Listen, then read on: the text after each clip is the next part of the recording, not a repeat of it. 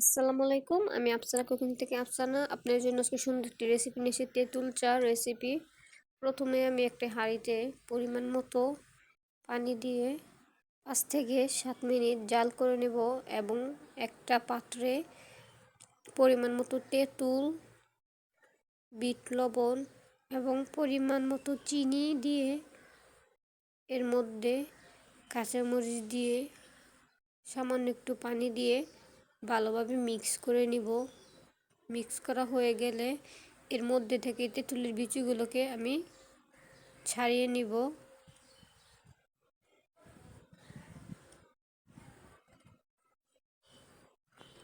বিচিগুলো ছাড়ানো হয়ে গেলে আমি 3টা কাপের মধ্যে তেঁতুলের রসগুলো পরিমাণ মতো করে দিয়ে দিব।